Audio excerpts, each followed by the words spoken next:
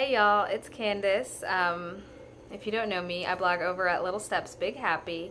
I write health and fitness tips for moms because, I really believe every mom should get to live her happiest, healthiest life.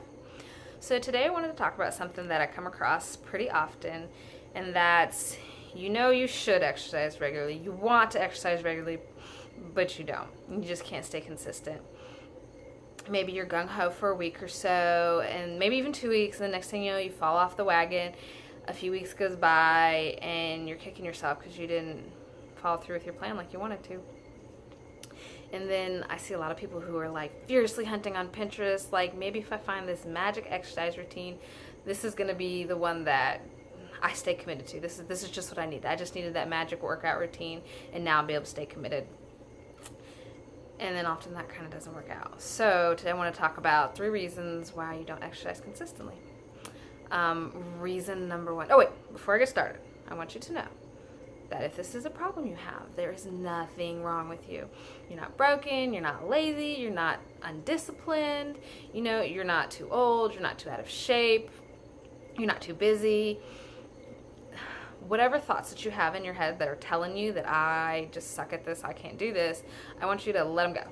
Just let them go. Because 1, they're probably not true, and 2, they're not empowering you to be able to move forward. They're holding you back. So kick them bad boys to the curb. Okay, so reason number 1 that you don't exercise consistently is that you're trying to do workouts that you don't actually like to do. So here's a scenario for you. You read online or wherever that cardio is fabulous for building endurance and helps you get in shape really fast. So you tell yourself, okay, I'm going to go running every day this week, and I'm going to be a rock star.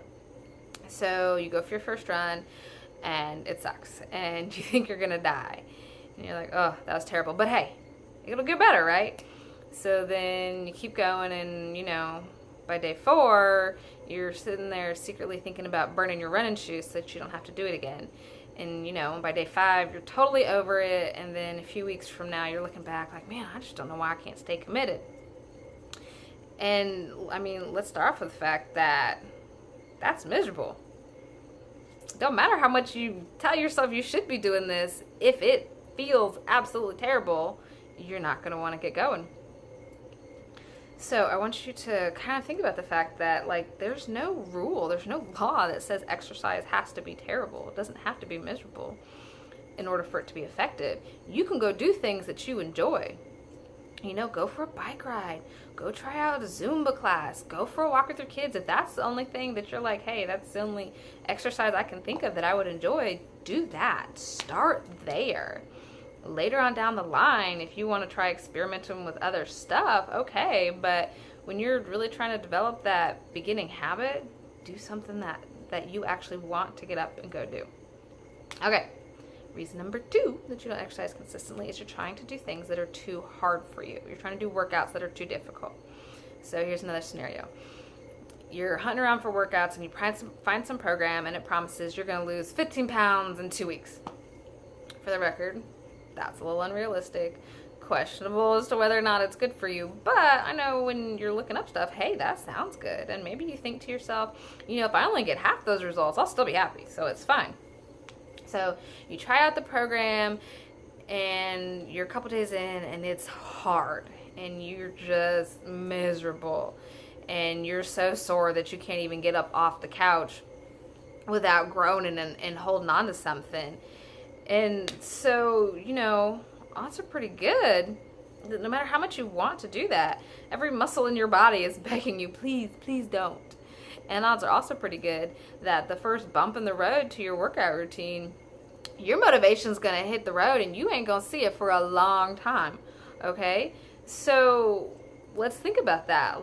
Realistically, you just created an association in your brain between exercise and misery. As in, when I exercise, I feel terrible and it hurts. So it makes it that much harder to talk yourself into doing it, no matter how good it is for you. Now, this is kind of the point where a lot of people are like, well, hey, if you just power through that and get to the other side, it's going to be so much better and so much easier and blah, blah, blah. And real talk, that's true technically, but that's a steep hill to climb. you really got to mentally be very strong to power yourself through that. And for people who are balancing, you know, your kids driving you crazy and having to work all the time and dealing with families and spouses and all these relationships and responsibilities and keeping your house decent that we're juggling, I mean, that is very easy to toss that out the window and be like, hey, that's not worth it because I'm just trying to get through my daily life. Plus, this is not the only way to do it, you know what I mean? So I want you to really kind of think about trying this instead. Start by doing workouts that are appropriate for your fitness level right now. Your fitness level today. Not the fitness level that you wish you were at, not the one that you were at before you had kids or back when you were super active, but where you are at right in this moment. Try to find workouts that you could envision yourself doing, you know, 3 to 4 to 5 days a week and getting through them all and physically being able to do them. And then once you start doing it regularly and you're so used to getting up and you've developed the habit, then you start improving you start increasing the intensity. But you need the habit first. So build the habit, then build the intensity.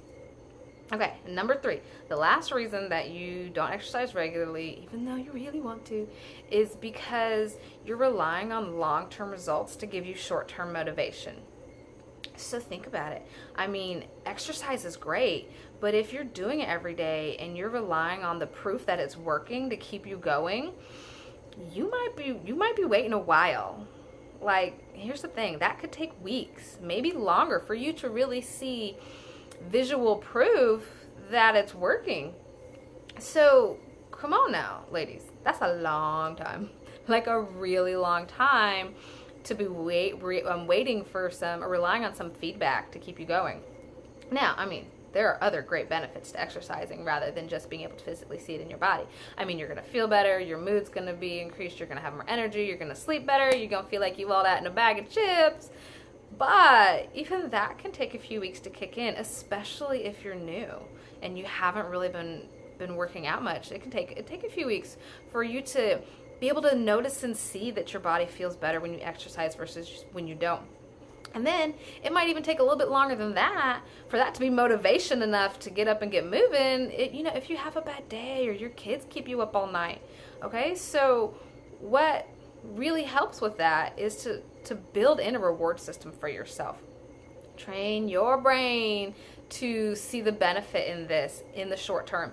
So, I mean, look, I won't say so type A, I would say like a little type A, but like me, man, a check mark. Ooh, I feel so good when I get to check that off and be like, yes, I did that. And I get to see my check marks building up.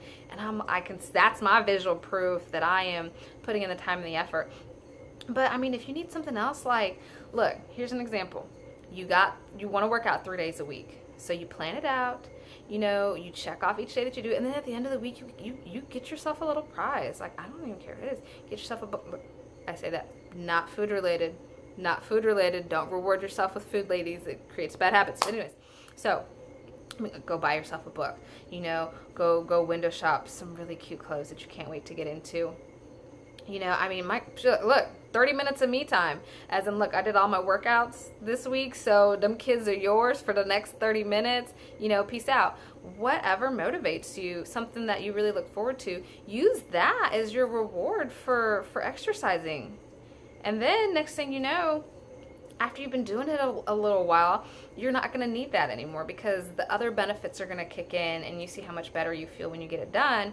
And so you can start using that for maybe some other healthy habit that you're working towards. But in the short term, you want to train your brain and your body to see this as a good thing, even though sometimes you got to do it when there are other things that kind of get in the way. Does that make sense? Okay, so those are 3 reasons why you want to exercise regularly, but you don't. I hope you guys enjoyed the video. I hope you found some information that you can use to help you on your own health and fitness journey. And I'll talk to y'all soon. Bye.